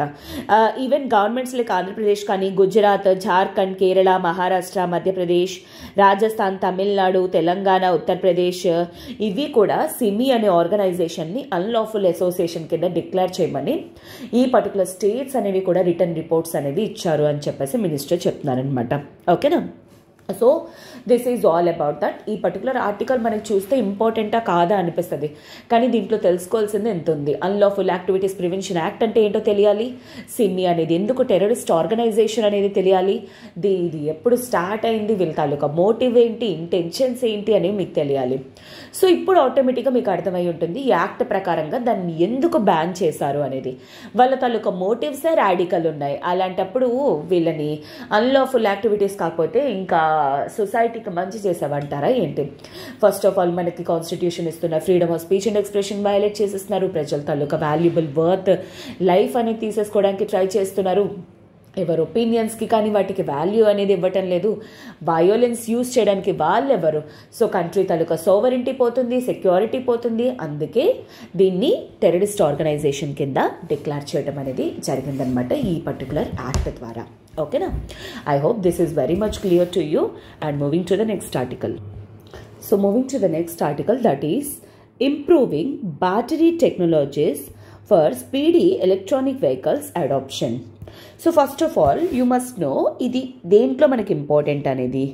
GS3 ఎన్వైర్మెంట్ అండ్ అలానే SNT సైన్స్ అండ్ టెక్నాలజీ, దీంట్లో సెల్స్, బ్యాటరీస్ అవన్నీ కూడా ఉంటాయి. ఆ పర్స్పెక్టివ్లో కూడా మనకి వెరీ వెరీ ఇంపార్టెంట్ పర్స్పెక్టివ్ అనమాట. అయితే ఫస్ట్ ఆఫ్ ఆల్ మీరు ఒక విషయాన్ని తెలుసుకోవాలి. ఈ ఆర్టికల్ అనేది తెలుసుకునే ముందు ఒక చిన్న విషయాన్ని తెలుసుకోవడానికి ట్రై చేయండి. యాజ్ ఆఫ్ నౌ మన ఇండియాలోనే కాదు, గ్లోబల్ లెవెల్లో మనం ఏంటి స్కూటీస్ అని, లేకపోతే 2 వీలర్స్ అని, లేదా 3 వీలర్స్ ట్రాన్స్పోర్టేషన్ ఇవన్నీ కూడా యూజ్ చేస్తున్నాం. రైట్, ట్రాన్స్పోర్టేషన్ ఒక ప్లేస్ నుండి ఇంకో ప్లేస్కి వెళ్ళడానికి. అయితే ఈ ట్రాన్స్పోర్టేషన్ అనేది ఏ విధంగా జరుగుతుంది, దీని తాలూకా సోర్స్ అనేది ఏంటి? సోర్స్ వచ్చేసరికి మెయిన్ నాన్ రెన్యూవబుల్ ఎనర్జీ. ఈ నాన్ రెన్యూవబుల్ ఎనర్జీ అంటే ఏంటి? ఒక్కసారి మనం ఆ సోర్స్ యూజ్ చేస్తామంటే మరి ఇంకొకసారి మనకు రాదు. ఫర్ ఎగ్జాంపుల్ ఈరోజు స్కూటీస్ మనం యూజ్ చేస్తున్నాం, లేదా కార్స్ యూజ్ చేస్తున్నాం, లేదంటే బస్సులు ఇలాంటివన్నీ ఉన్నాయి. వీటిల్లో మనం ఏం యూజ్ చేస్తున్నాం? పెట్రోల్, డీజిల్ ఎట్సెట్రా ఇలాంటివన్నీ కూడా యూజ్ చేస్తున్నాం. ఇవన్నీ మాటికి మనకు వస్తాయా? రావు. సో అందుకోసం అని చెప్పేసి, అండ్ అదే కాకుండా ఇంకొక థింగ్ ఏంటి, వీటి ద్వారా ఎన్వైర్న్మెంట్ మీద ఇంపాక్ట్ అనేది కూడా. For example carbon dioxide emission, sulphur dioxide, carbon monoxide, nitrogen oxides ఇలాంటివన్నీ కూడా రిలీజ్ అవుతాయి, which are very harmful. Okay, harmful మనుషులకే కాకుండా ఇన్ఫ్యాక్ట్ క్లైమేట్ చేంజ్ అనేది కూడా జరిగిపోయే ప్రమాదం అనేది ఉంది. అంటే టెంపరేచర్స్ అవి పెరిగిపోతూ ఉంటాయి. వీటిల్ని కంట్రోల్ చేయడానికి కానీ ఎస్పెషల్లీ ట్రాన్స్పోర్టేషన్ సెక్టార్లోని గవర్నమెంట్ ఆఫ్ ఇండియా ఏంటని డెసిషన్ అనేది తీసుకుంది. సో ఈ పెట్రోల్ డీజిల్ వాటిల్లో ప్లేసెస్ బదులా ఎలక్ట్రానిక్ వెహికల్స్ అనేవి యూజ్ చేసే విధంగా ఈవీస్ అంటే ఏంటి, ఈ సోర్స్ కోసము ఎలక్ట్రిసిటీ అనేది యూజ్ చేస్తారు. ఈ ఎలక్ట్రిసిటీ అనేది ఏ విధంగా యూజ్ చేస్తారు? త్రూ బ్యాటరీస్ ద్వారా. ఓకే, ఈ బ్యాటరీస్ అనేవి ఏంటి, లిథియం అయాన్ బ్యాటరీ స్టోరేజ్ అనేది ఉంటుంది. డిఫరెంట్ బ్యాటరీస్ అనేవి ఉంటాయి. ఫర్ ఎగ్జాంపుల్ ఈరోజు మన మొబైల్స్ అవి తీసుకోండి, ట్యాబ్స్, ల్యాప్టాప్స్ అవన్నీ ఉన్నాయి. అవన్నీ కూడా ఏం జరుగుతాయి, లిథియం అయాన్ బ్యాటరీస్ అనమాట. ఈ బ్యాటరీస్ అనేవి ఏం యూజ్ చేస్తాయి, ఎలక్ట్రోలైట్ అనేది యూజ్ చేస్తుంది. ఈ ఎలక్ట్రోలైట్ ద్వారా ఏంటి, వీటిలోని పాజిటివ్ అండ్ నెగిటివ్ ఛార్జెస్ అనేవి ఉంటాయి. ఈ పాజిటివ్ నుండి నెగిటివ్కి వచ్చినప్పుడు, నెగిటివ్ నుండి పాజిటివ్కి వచ్చినప్పుడు ఏంటంటే బ్యాటరీస్ అనేవి మనకు ఛార్జింగ్ అవ్వడం కానీ ఛార్జ్ డిశ్చార్జ్ అవ్వడం అని జరుగుతుంది. కాకపోతే వీటికి ఏంటి ప్రెజెంట్ యాజ్ ఆఫ్ నౌ, ఇంతకు ముందు చూడండి మనం బ్యాటరీ ఛార్జ్ ఎక్కించాలంటే గంటలు గంటలు పట్టేది. ఇప్పుడు ఫాస్ట్ ఛార్జర్స్ ఎట్సెట్రా అట్లా వచ్చేసాయి అనమాట. సో అది ఆ విధంగా మనకి మొబైల్స్ అనేవి వర్క్ అవుతున్నాయి. సిమిలర్ కాన్సెప్టే వచ్చేసరికి ఇదేంటి అంటే మన ఎలక్ట్రానిక్ వెహికల్స్లో కూడా యూజ్ చేయాలనుకుంటున్నారు గవర్నమెంట్ ఆఫ్ ఇండియా అనమాట. సో దానికోసం అని చెప్పేసి government of India different programs కానీ స్కీమ్స్ కానీ ఇంప్లిమెంట్ చేయడం, అవేర్నెస్ అనేది ప్రజల్లో క్రియేట్ చేయడం ద్వారా ఎట్సెట్రా ఈ పద్ధతుల ద్వారా ఏంటంటే గవర్నమెంట్ ఆఫ్ ఇండియా వీటిని ఇంప్రూవైజ్ చేయాలని చెప్పేసి అనుకుంటున్నారనమాట. అయితే ఫస్ట్ ఆఫ్ ఆల్ ఏం జరిగింది, కానీ చాలా వరకు కూడాను ఇంత గవర్నమెంట్ ఆఫ్ ఇండియా వీటిల్ని ఎంకరేజ్ చేయడం కోసం ఏం చేస్తుంది, ఎక్కడికక్కడ ఛార్జింగ్ స్టేషన్స్ అనేవి పెడుతుంది. అండ్ అలానే ఈ వెహికల్స్ ఏవైతే ఎలక్ట్రానిక్ వెహికల్స్ అనేవి ఉన్నాయో ఈ ఎలక్ట్రానిక్ వెహికల్స్ మీద రోడ్ ట్యాక్స్లు అవి కట్ చేయటం కానీ, అండ్ అదేవిధంగా వీటి మీద సబ్సిడీస్ అనేవి ప్రొవైడ్ చేయటం కానీ, అండ్ వీటిని ఎంకరేజ్మెంట్ కోసం అని అవేర్నెస్ అనేది క్రియేట్ చేయటం, వీటి ఎట్సెట్రా గవర్నమెంట్ ఆఫ్ ఇండియా చేస్తుంది. బట్ స్టిల్ ఏంటి అంటే వీటిల్లో చాలా డిసడ్వాంటేజెస్ అనేవి ఉన్నాయి. ఏంటి ఫస్ట్ డిసడ్వాంటేజ్ ఏంటి అంటే మెయిన్ వచ్చేసరికి, ఫర్ ఎగ్జాంపుల్ నేను ఏదో అవసరం వచ్చి నేను ఈరోజు ఛార్జింగ్ వెహికల్ ద్వారా ఒక ప్లేస్ నుండి ఇంకో ప్లేస్కి వెళ్ళాను, కానీ మిడిల్లో ఏంటి ఛార్జింగ్ అయిపోయింది అనేది ఉంది. సరే నేను కాదన్ను, కాకపోతే ఛార్జింగ్ స్టేషన్ అనేది ఉంది, ఓకే కాదనట్లేదు. కానీ దీనికి ఛార్జ్ చేయటానికి ఎంత టైం అనేది పడుతుంది. And what if I don't get any charging station? Okay, and అలానే ఒకవేళ ఈ ఛార్జింగ్ బ్యాటరీస్ ఏవైతే ఉన్నాయో ఆ బ్యాటరీ టెక్నాలజీ అనేది వీక్ ఉండిందంటే నా పరిస్థితి ఏంటి, మిడిల్ ఆఫ్ ద రోడ్లో నేను ఉండిపోతాను, ఎక్కడికి వెళ్ళాలో నాకు తెలీదు. సో దీనివల్ల ఇలాంటి కొన్ని డిసడ్వాంటేజెస్ అనేవి ఉండడం వల్ల ప్రజలు పూర్తిగా ఎలక్ట్రానిక్ వెహికల్స్లోకి, ఈవెన్ దో అవేర్నెస్ అనేది క్రియేట్ అవుతున్నా, జనరేట్ అవుతున్నా, సబ్సిడీస్ ప్రొవైడ్ చేస్తున్నా, రోడ్ ట్యాక్సెస్ అవి తీస్తున్నా, పెట్రోల్ డీజిల్ ప్రైసెస్ అనేవి పెరిగిపోతున్నా, ఈ ఛార్జింగ్ రేట్లు అనేవి రెడ్యూస్ చేస్తున్నా చాలా వరకు కూడా అవ్వట్లేదు. ఇప్పుడు ఫర్ ఎగ్జాంపుల్ నాకు పెట్రోల్ డీజిల్ అనుకోండి, ఏముంది, నేను ఎక్కడ పడితే అక్కడ ప్రతి 2 కిలోమీటర్స్కి 1 కిలోమీటర్కి ఎక్కడ పడితే అక్కడ పెట్రోల్ పంపులు అవి ఉంటాయి, ఈజీగా పెట్రోల్ వేసుకుంటాను వెళ్ళిపోతాను నేను. అండ్ అదేవిధంగా ఇంకొకటి ఏంటి అంటే నేను వెళ్ళేటప్పుడే ఒక బాటిల్లో పెట్రోల్ బాటిల్ కూడా నేను పెట్టుకొని వెళ్ళిపోతాను నేను. So that is comfortable, little comfortable and easy also. So అందుకోసమనే ఆథర్ ఇక్కడ ఆర్టికల్లో ఏం చెప్తున్నారు, సో ఇండియాలోని ఎలక్ట్రానిక్ వెహికల్స్ తాలూకా యూసేజ్ అనేది ఇంక్రీజ్ అవ్వాలి అనుకుంటే ఏం ఇంప్రొవైజేషన్ అనేది చేయాలి, బ్యాటరీ టెక్నాలజీస్. అంటే ఆ అంటే ఇప్పుడు బ్యాటరీస్ ఉన్నాయి కదా, లిథియం అయాన్ అవ్వనియండి, లేకపోతే సోడియం అయాన్ బ్యాటరీస్ అవ్వనియండి, ఏదైనా అవ్వనియండి, బ్యాటరీ టెక్నాలజీ ఏదైనా అవ్వనియండి, కానీ ఆ బ్యాటరీ టెక్నాలజీ ఎఫిషియెంట్గా ఉండాలన్నమాట ఫస్ట్ ఆఫ్ ఆల్. అంటే ఫర్ ఎగ్జాంపుల్ ఫాస్ట్గా ఛార్జింగ్ అనేది ఎక్కే విధంగా, లేదు అంటే ఎప్పుడైనా సరే బండిలోని ఒకటి దాంతో పాటు ఇంకొకటి కూడా స్టోర్ చేసే విధంగా రెడీగా, అండ్ ఇంకొకటి ఈజీగా ఛార్జ్ అయిపోయినట్టు అనమాట. సో అలాంటి ఎఫిషియెంట్ టెక్నాలజీస్, లేదు అంటే ఫర్ ఎగ్జాంపుల్ హైబ్రిడ్ వెహికల్స్ అనేవి యూజ్ చేసే విధంగా. హైబ్రిడ్ వెహికల్స్ అంటే అర్థం ఏంటి? It will take both petrol as an alternative and first preference వచ్చేసరికి ఎలక్ట్రానిక్ వెహికల్స్ అనమాట అది. సో ఆ విధంగా battery technologies, battery storage capacity, వాటి క్వాలిటీ కానీ ఇవన్నీ ఇంక్రీజ్ చేయడం ద్వారా ఆటోమేటిక్గా ఎలక్ట్రానిక్ వెహికల్స్ తాలూకా యూసేజ్ అనేది ఇండియాలో ఇంక్రీజ్ అవుతుంది. వాటి మీద డెవలప్మెంట్ అనేది పెరుగుతుంది. అలానే ప్రజలు పెట్రోల్, డీజిల్ అవి యూజ్ చేయడం రెడ్యూస్ చేస్తారు. ఎన్వైర్న్మెంట్ ఓవరాల్ బెనిఫిట్ అవుతుంది. మన ఇంపోర్ట్స్ అవన్నీ రెడ్యూస్ అవుతుంది పెట్రోల్, డీజిల్వి. అలానే మేక్ ఇన్ ఇండియా అంటే ఈ లిథియం అయాన్ బ్యాటరీస్ కానీ వీటన్నిటిని కూడా ఇండియాలోనే తయారు చేయాలని చెప్పేసి అనుకుంటున్నారు. సో దాని ద్వారా ఇక్కడ ఎంప్లాయ్మెంట్ ఆపర్చునిటీస్ అనేవి పెరుగుతాయి, ఎట్సెట్రా. ఇదంతా జరుగుతుందని చెప్పేసి ఆథర్ మెన్షన్ చేయడం అనేది జరిగింది. అసలు ఇదంతా కూడా ఎందుకు రైజ్ చేశారు? ఫస్ట్ ఆఫ్ ఆల్ ఎందుకంటే ఇండియాలోని ఏదైతే ప్రొజెక్టెడ్ గ్రోత్ అనేది, అంటే ఎంతైతే ఎక్స్పెక్ట్ చేస్తున్నారో అంత ఎదగలేకపోతుంది అనమాట. మెయిన్ దానికి గల కారణం ఏంటి? First of all advancement in battery technology అనేది యూజర్ ఎక్స్పీరియన్సెస్కి ప్రెజెంట్ నచ్చట్లేదు. However today lithium ion battery still have a lot to be desired. Present in fact lithium ion use చేస్తున్నా సరే ప్రజలకి ఇంకా కావాల్సిన చేంజెస్ అనేది, మనకి ఏదైతే ప్రెజెంట్ నెసెసరీ రిక్వైర్మెంట్ ఉందో అవి ఇంకా ప్రాక్టికల్గా రావట్లేదన్నమాట. ఎనీవేస్, కాకపోతే ఫస్ట్ ఆథర్ ఏమని మెన్షన్ చేశారు? 2022కి 2023కి ఎంత ఈవీ వెహికల్స్ అనేవి ఇంక్రీజ్ అయ్యాయి సేల్స్ అనేవి చూపించారు. అవి ఇంకా బెటర్గా చేస్తే, ఇంకా టెక్నాలజీ మీద ఫోకస్ చేసి బ్యాటరీ టెక్నాలజీ అవంతా కూడా ఇంప్రూవ్ చేస్తే ఇంకా ఫాస్ట్గా ఇది పెరిగే కెపాసిటీ అనేది ఉంటుంది.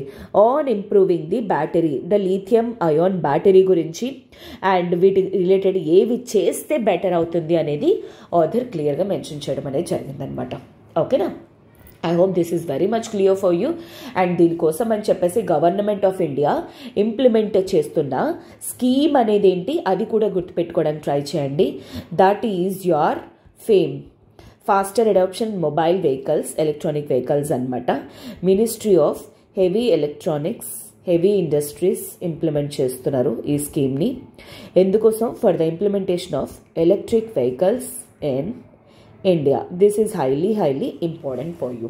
Okay, so that is what article is talking about. ఇది ఎన్వైర్న్మెంట్లోని అండ్ అలానే infrastructure, science and technology, lithium ion batteries పర్స్పెక్టివ్గా అండ్ కొన్ని రిగార్డింగ్ పాలసీస్ ఇలాంటివన్నీ ఇంపార్టెంట్. అండ్ అదే కాకుండా ఇప్పుడు నేను మీకు ఒక చిన్న హోంవర్క్లా కూడా ఇస్తున్నాను. అపార్ట్ ఫ్రమ్ ఇలాంటి బ్యాటరీ టెక్నాలజీస్ అనేవి ఇంప్రూవ్ చేయడం వల్ల ఇంకేవి అడ్వాంటేజెస్ అనేవి ఉంటాయి? అపార్ట్ ఫ్రమ్ అంటే లైక్ ఎన్వైర్న్మెంటే కాకుండా ఇంకా ఏంటి బెనిఫిట్స్ ఉంటాయి అనేది నాకు కింద కామెంట్ బాక్స్లో మెన్షన్ చేయడానికి ట్రై చేయండి. అప్పుడు మీకు ఆర్టికల్ అనేది ఎంతవరకు అర్థమైందో అనేది నాకు అర్థమవుతుంది. ఓకేనా? So I hope this is అంటే మీకు అర్థమైంది అని. Moving to the next article, but before that we shall see something. ఇప్పుడు మన ఎల్టీఎక్స్ క్లాసెస్ వాళ్ళు ఆఫర్ ఆఫ్ ద డే కింద యూపీఎస్సీ సీసాట్ కోర్సెస్ని ఇస్తున్నారనమాట. సో ఈ యొక్క పర్టికులర్ కోర్స్ అనేది మీకు ఈరోజు ఫ్లాట్ 50% ఆఫ్ తోటి రాబోతుంది. Like 10,000 rupees usual worth course మీకు కేవలం ఈరోజు 4,999కే ప్రొవైడ్ చేయడం అనేది జరుగుతుంది. ఈ ఆఫర్ అనేది ఈరోజు మిడ్-నైట్ వరకు మాత్రమే ఉండబోతుంది. Please do remember that. And ఇంకొక అడ్వాంటేజ్ మీకు ఏంటి అంటే ఆఫర్ కోర్స్తో పాటు ఈ క్లాసెస్ అనేవి కూడా మన ఎల్టీఎక్స్ క్లాసెస్ డైరెక్టర్ సార్ అయినా ఫౌండర్ సార్ అయినా సురేష్ సార్ అనేది మీకు డీల్ చేయడం అనేది one of the biggest advantages అనమాట.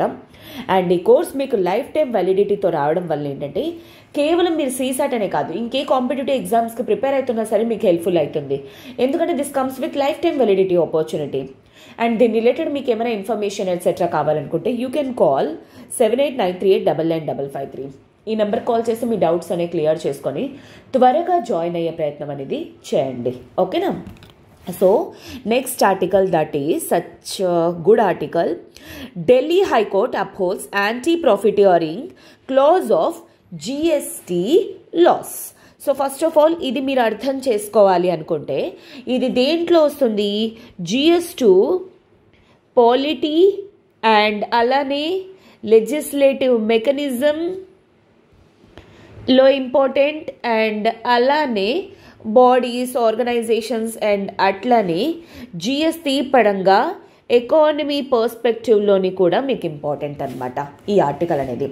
సో ఫస్ట్ ఆఫ్ ఆల్ ఇక్కడ మీరు తెలుసుకోవాలనుకుంటే ఈ యాంటీ ప్రాఫిటరింగ్ క్లాజ్ అంటే ఏంటో అనేది మీకు తెలియాలి. అది తెలియాలంటే ఏం జరిగింది అనేది మీకు తెలియాలి. సో అది అర్థం చేసుకోవడానికి, బ్యాక్గ్రౌండ్ అనేది అర్థం చేసుకోవడానికి ట్రై చేయండి. ఆటోమేటిక్గా మీకు తర్వాత ఈ ఆర్టికల్ అనేది ఏంటి అనేది మీరు చదివితే మీకు అర్థమైపోతుంది. 2017లోని government of India parliament GST act అనేది పాస్ చేసింది. ఈ జిఎస్టీ అనేది ఏంటి? గూడ్స్ అండ్ సర్వీసెస్ ట్యాక్స్ అనమాట.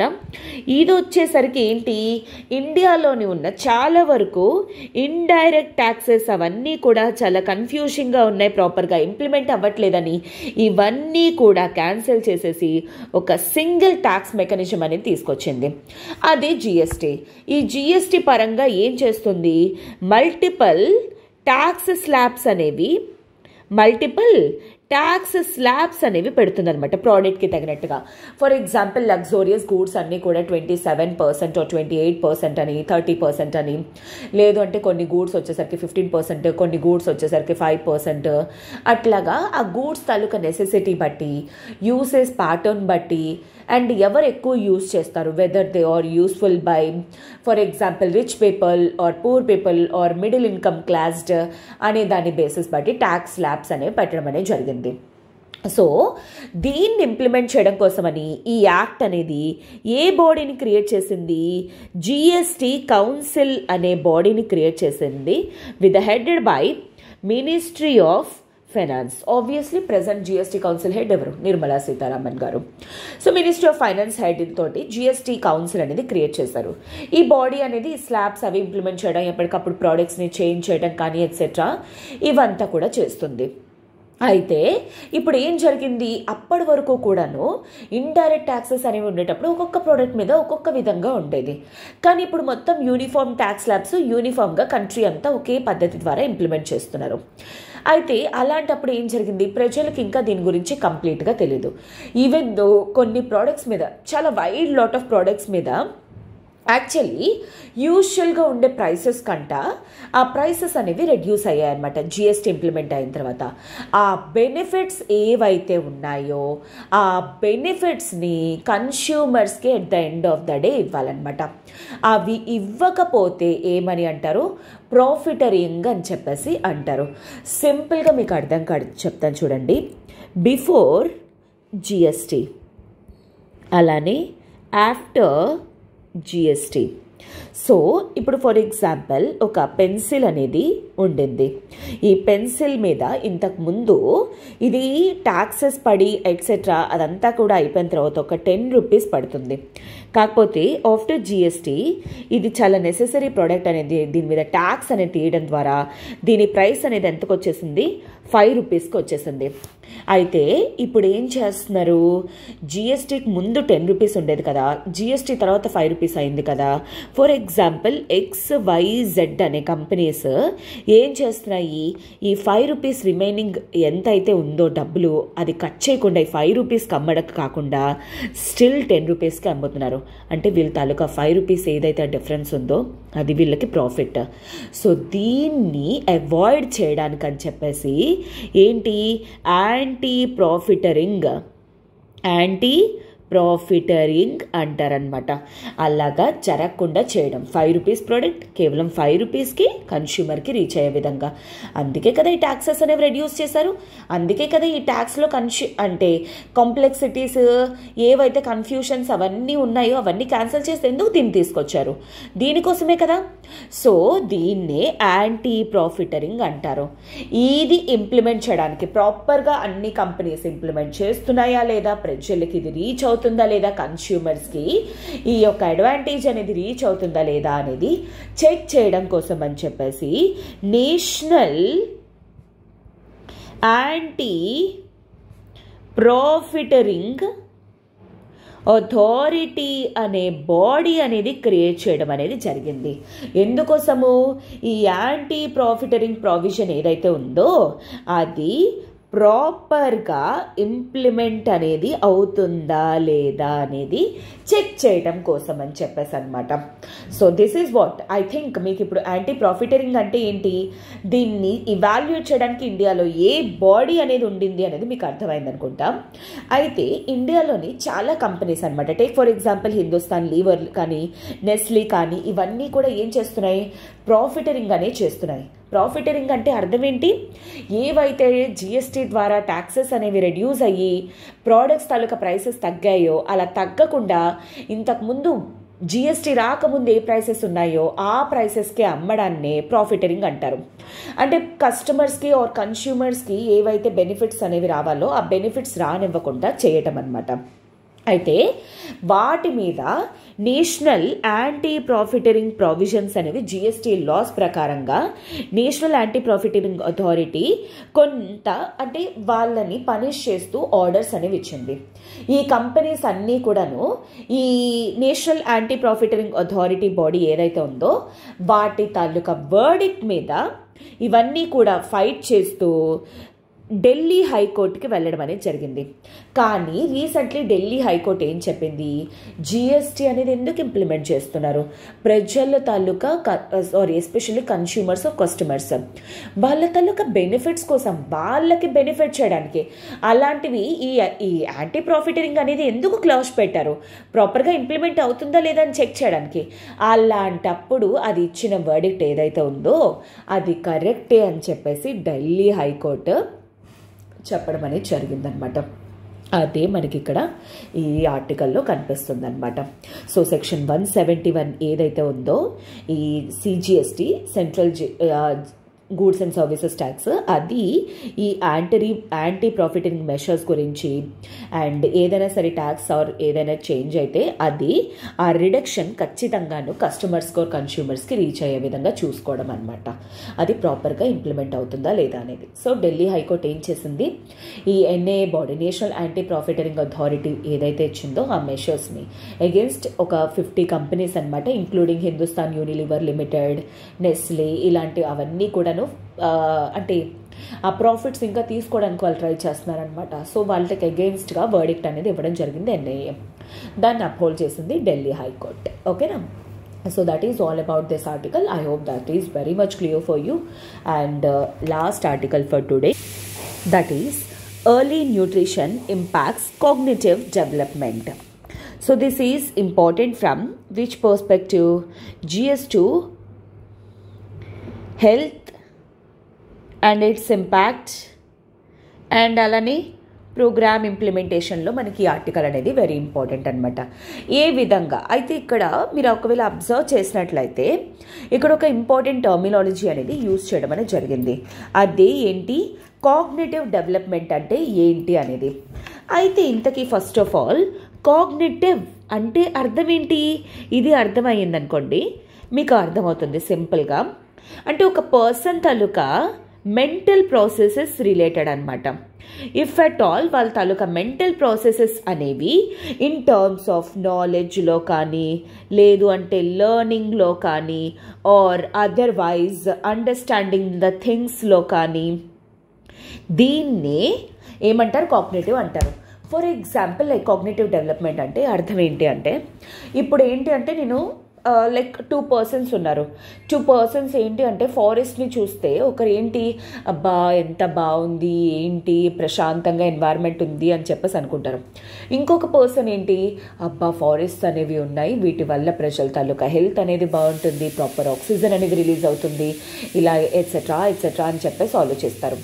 అలా ఒక దాన్ని చూసారు అంటే వీళ్ళ నాలెడ్జ్ బట్టి వీళ్ళు అండర్స్టాండ్ చేసుకునే ప్రాసెస్ని మెంటల్ ప్రాసెస్ని ఏమంటారు, కాగ్నిషన్ ఆర్ కాగ్నిటివ్ డెవలప్మెంట్ అని చెప్పేసి అంటారనమాట.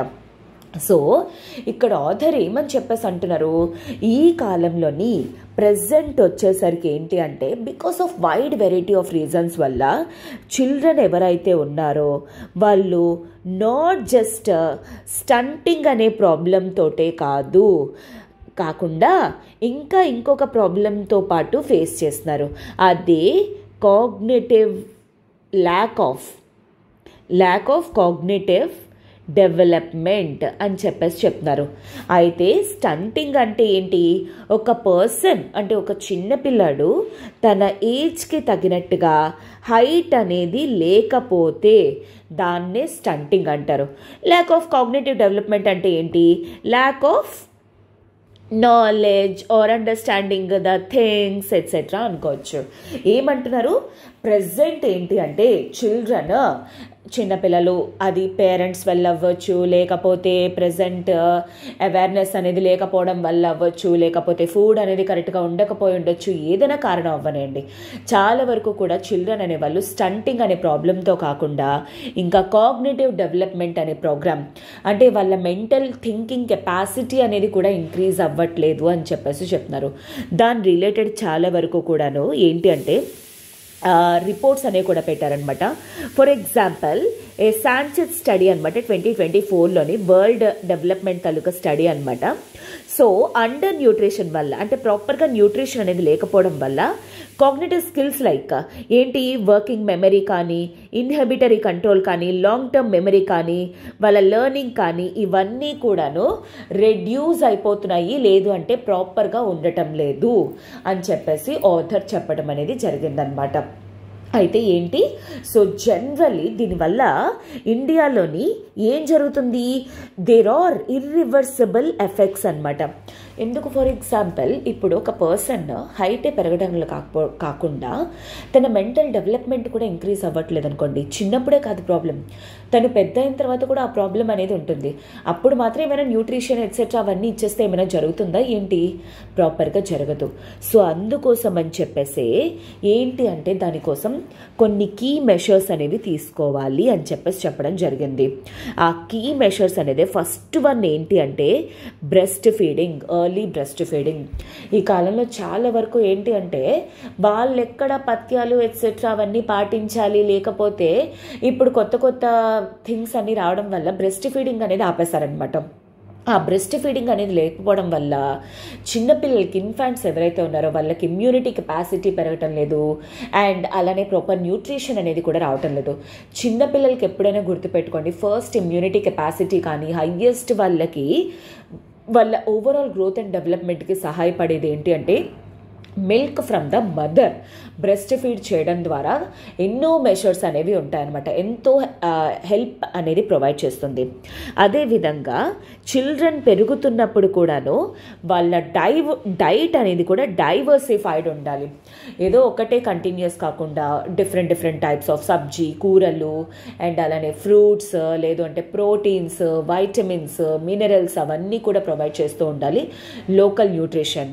అండ్ అదేవిధంగా ప్రతి చోట కూడా ఒక యాడింగ్ అంగన్వాడీ వర్కర్, ఇంకో అంగన్వాడీ వర్కర్ యాడ్ చేయడం ద్వారా అంగన్వాడీ స్కీమ్ ఏదైతే అంటే ఓవరాల్ హెల్త్ అండ్ న్యూట్రిషన్ కోసం పిల్లల కోసం 0 to 6 years పిల్లలు ఉంటారు కదా, దాన్ని చేయడం కోసం అని చెప్పేసి ఫస్ట్ ఆఫ్ ఆల్ ప్రతి అంగన్వాడీ ఇన్స్టిట్యూషన్లో కూడా ఇంకొక వర్కర్ని ఎక్స్ట్రా పెట్టడం ద్వారా ఏంటి అంటే ఈ స్కీమ్ ప్రాపర్గా ఇంప్లిమెంట్ అయ్యే విధంగా చూడొచ్చు అని చెప్పేసి ఆథర్ చెప్తున్నారనమాట. సో ఈ విధంగా ఏంటి ఈ ప్రాబ్లం అనేది అంటే న్యూట్రిషన్ అనేది బాడీలో లేకపోవడం వల్ల బాడీ డెవలప్మెంటే కాదు, ఇన్ఫ్యాక్ట్ ఫిజికల్లీ కాదు, మెంటలీ కూడా ఫ్యూచర్లో పిల్లలు ఫేస్ చేసే ప్రాబ్లమ్స్ అనేవి వస్తాయి అనేది ఆథర్ తాలూకా కీ పాయింట్ అనమాట. ఓకేనా? So I hope this is very much clear for you and this is it for today. And ఈరోజు బేసిస్ ఏంటి అంటే ఒక క్వశ్చన్ అనేది ఫ్రేమ్ చేయడానికి ట్రై చేద్దాం. బట్ బిఫోర్ దాట్ ఒక చిన్న అనౌన్స్మెంట్.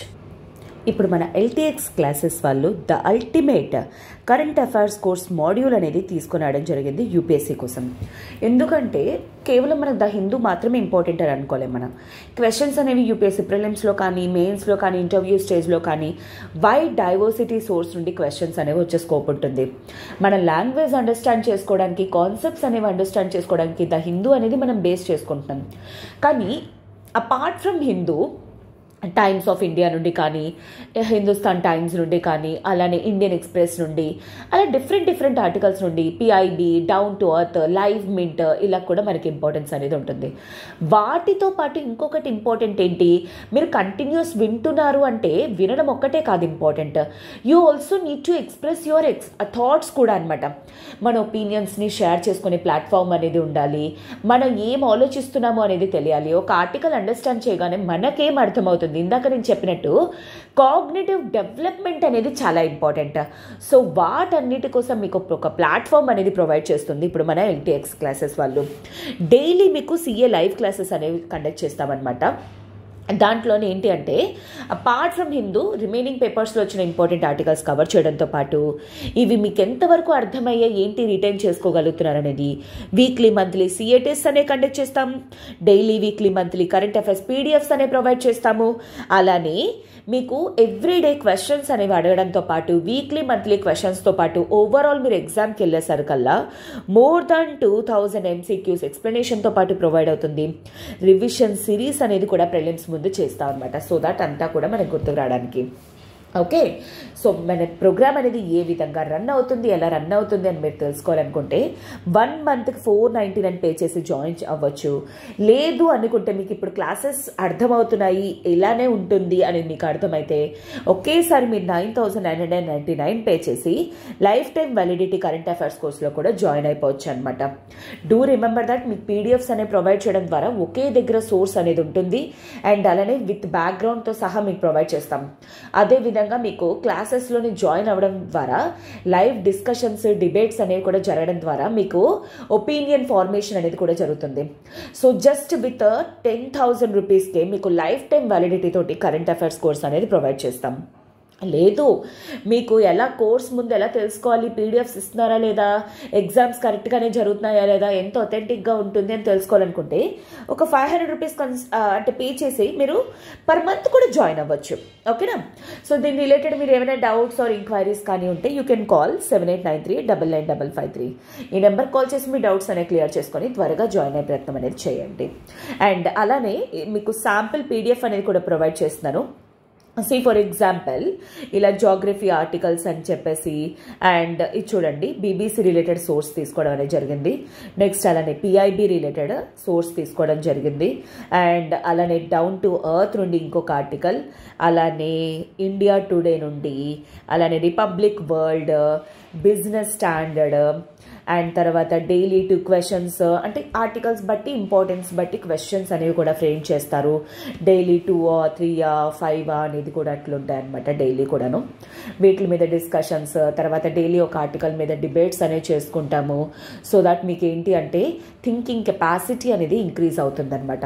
ఈ విధంగా మన ప్రోగ్రామ్ అనేది ఉంటుంది. డైలీ హిందూ నుండి అయిపోయిన తర్వాత మీకు క్వశ్చన్ అనేది కూడా అడుగుతున్నాను, ఇది కూడా హెల్ప్ఫుల్ అవుతుంది మీకు. అండ్ ఎస్, నేను ఎవరైతే MCQs అనేవి ఆన్సర్ చేశారో that is absolutely correct, that C both is the correct answer. Very good guys, ఇలానే కీప్ ఇట్ అప్. డైలీ కన్సిస్టెంట్గా మీరు ఇలాగే MCQs ప్రాక్టీస్ చేయడం ద్వారా, క్వశ్చన్స్ అనేవి వాల్యుయేట్ చేయడం ద్వారా, ఆర్టికల్స్ చదవడం ద్వారా ఓవరాల్ మీరు UPSC ఎగ్జామ్కి వెళ్ళేసరికల్లా you will be wholly prepared అనమాట. Definitely the day will come, final లిస్ట్లో మీ పేరు మీరు చూసుకునే డే అనేది వస్తుంది. But for that consistency is very very important. Okay, so ఈరోజు క్వశ్చన్ ఆఫ్ ద డే చూద్దాం. Considered the following statements regarding Unlawful Activities Prevention Act of 1967 but Amendment Act of 2019 కోసం నేను అడుగుతున్నాను, ఎందుకంటే యాక్ట్ అనేది మనం 1967 అనే రాస్తాం. So first statement, it only can designate an group or organisation as terrorist organisation. ఈ పాయింట్ మీకు చాలా క్లియర్గా మెన్షన్ చేస్తాం, దట్ సిమి గురించి చెప్పినప్పుడు. 2, it is under the purview of Ministry of Home Affairs. Which of the following are true అని అడుగుతున్నారు. A1 only, B2 only, C both, D నన్. కింద కామెంట్ బాక్స్లో మీరు ఆన్సర్ అనేది చేయండి. అండ్ అలానే ఎలక్ట్రానిక్ వెహికల్స్ గురించి మీ తాలూకా సజెషన్స్ కూడా నేను పెట్టమని చెప్పాను, అది కూడా కింద కామెంట్ బాక్స్లో మెన్షన్ చేయడానికి ట్రై చేయండి. ఇవి ఎందుకు అడుగుతున్నాను అంటే so that me thinking capacity అనేది ఇంక్రీజ్ చేయడానికి. ఈ విధంగానైనా మీరు కింద కామెంట్ బాక్స్లో ఆన్సర్ చేస్తారు, అవి you can remember for a long time. Okay, గుర్తుపెట్టుకోండి. That will help you a lot in the future. Okay, దాని ప్రకారంగా మీరు ఆర్టికల్ కూడా చదువుతారు, ఆ విధంగా మీకు లాంగ్వేజ్ అనేది ఇంప్రొవైజ్ అవుతుంది, etcetera. This will help you a lot in return. Do remember that. And this is it for today, students. Have a good day. All the very best for your preparation. And I'm really happy once again that నా analysis అనేది మీ ప్రిపరేషన్లోని మీకు value addition అనేది చేస్తుంది అని చెప్పేసి. So please do comment that if at all నా analysis కానీ మీకు ఇంకా హెల్ప్ఫుల్ అనేట్లయితే. సో దట్ ఏంటి అంటే ఇంకా ఎక్కువ ఆర్టికల్స్ కవర్ చేయడానికి, ఇంకా బెటర్ వేలో కవర్ చేయడానికి I will work a lot day by day. Okay, so take care, have a good day. We shall meet again tomorrow.